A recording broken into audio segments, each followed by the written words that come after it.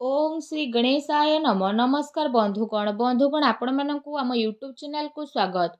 बंधुगण आज भिडियो आम आपण मानकु कहबाकू जाउछु 17 तारीख एवं 18 तारीखर संपूर्ण राशिफल विषय कि ए दुई दिन आपणकर किपरि साब्यस्त हेबो ता सहित जदि आम कहबा केउ सबु जिनिस रे आपणको फायदा हेबो केउ सबु जिनिस रे आपणको सावधानता अवलंबन करबाकू पड़िबो आपणकर लव लाइफ किपरि रहिबो क्यारियर किपरि रहिबो बिजनेस आउ व्यापार किपरि रहिबो ता सहित स्वास्थ्यर किछि महत्वपूर्ण इनफॉरमेशन मध्ये आमे भिडियो रे आपण मानकु देबु आउ भिडियो शेष रे आमे आपण मानकु किछि उपाय विषय मध्ये कहबु जहा द्वारा आपण ए दुई दिन को आहुरि अधिक शुभ और मंगलदायक साब्यस्त करि परिबे।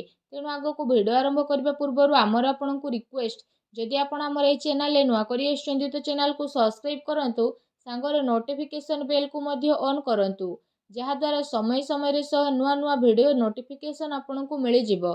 तो आसंतु जानिबा किपरि रहिबो आपणक पई विशेष भाबरे 17 और 18 तारिखर दिन। जदि सबुठारु प्रथमे आमे आपणको कहिबु कि ए दिन रे कोन आपणक पई पॉजिटिव रहबा पई जाउछि जदि विशेष भाबरे आमे आपण मानकु कहिबु कि ए दिन रे विद्यार्थी मानकु इंटरव्यू आउ क्यारियर संबंधित परीक्षा रे सफलता विशेष भाबरे मिलिबार पूर्ण सफलता रहिछि। सेथिपाई विशेष भाबरे निजर पाठ पढ़ा प्रति एकाग्रचित्त रुहंतु। आपणकर संतुलित दिनचर्या कारणरू अधिकतर काम समय सह आपणकर पूरा हेबो।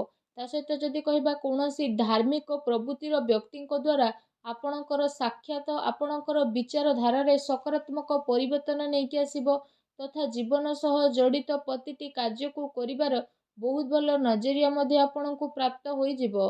आर्थिक स्थिति आपणकर काफी भल रहइबो ता सहित संपर्कियों सह मनोरंजन संबंधित प्रोग्राम मध्ये आपण बनेबे आउ संबंध रे घनिष्ठता तो मध्ये देखा देबो। किछि टाइम रु जेउ कार्य प्रति विशेष भाबरे आपण परिश्रम करूथिले एबे से सबुर विशेष भाबरे शुभ परिणाम आशा ठारु अधिक आपणको प्राप्त हेबो। धार्मिक कार्य प्रति आपणकर रुचि मध्ये बढ़िबो। पूर्व किछि टाइम रे जेउ सबु कार्य रे आपणकर रोकाबट आसुथिला एबे से सबु कार्य बहुत ही सरल एवं आसानी सह सुधुरी मध्ये जीवो। वस्त्र आभूषण जेपरि किणा किणी रे आपण आपणको टाइम को स्पेंड करिवे समय आपणको सपक्षरे जीव तेणु ताकू सम्मान करंतु। कौनसी शुभ समाचार मिलिबा द्वारा घर रे खुशी रो माहौल रहिबो। आपणको परिश्रम द्वारा महत्वपूर्ण कार्य सबु मध्ये आपणकर संपन्न हेबो। आपणक योग्यता और क्षमता उपरे परिवार रो सदस्य माने विशेष भाबरे गर्व अनुभव करिवे।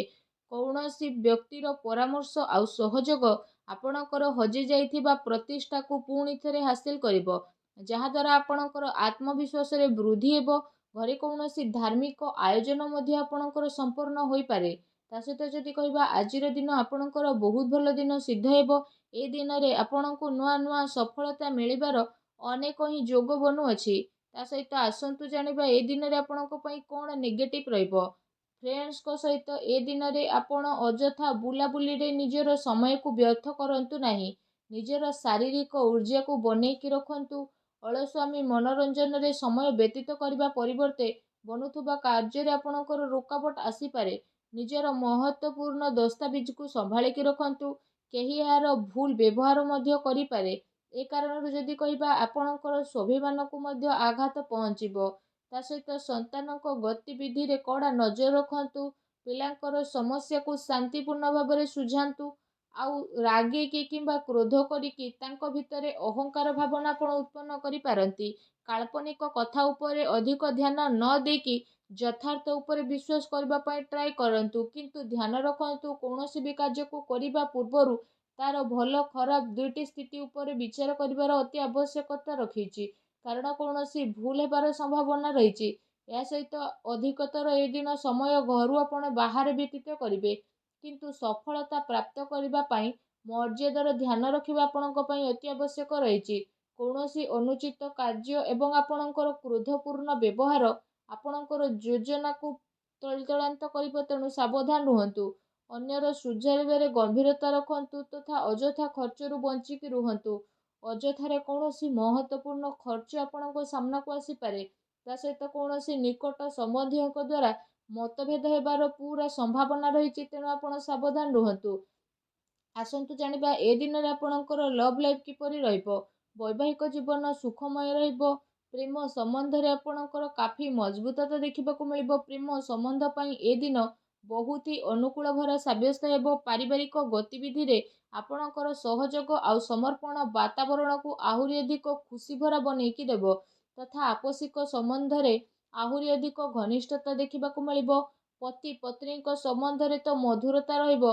କୌଣସି ମହତ୍ତ୍ୱପୂର୍ଣ୍ଣ କାର୍ଯ୍ୟରେ ନିଜ ଜୀବନସାଥୀଙ୍କର ଆପଣ ସଦାସର୍ବଦା ପରାମର୍ଶ ନେବେ। ପ୍ରେମ ସମ୍ବନ୍ଧକୁ ଆହୁରି ଅଧିକ ମଜବୁତ ବନେଇବା ପାଇଁ ଆପଣଙ୍କ ପାଇଁ ବହୁତ ହି ଭଲ ଦିନ ସାବ୍ୟସ୍ତ ହେବ।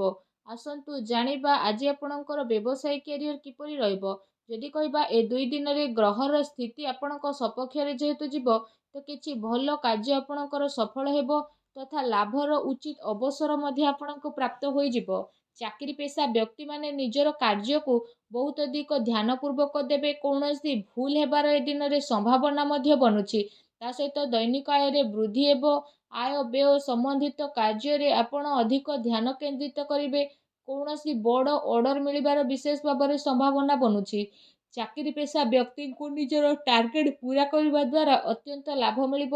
ଏ ଦିନରେ କୌଣସି ନୂଆ ସ୍ଥିତି ଆପଣଙ୍କୁ ମିଳିବ। କୌଣସି ବି ଡିଲ୍ ଫାଇନାଲ କରିବା ଟାଇମରେ ସମଝଦାରୀ ଆଉ ଭାବିଚିନ୍ତି କାମ କରନ୍ତୁ।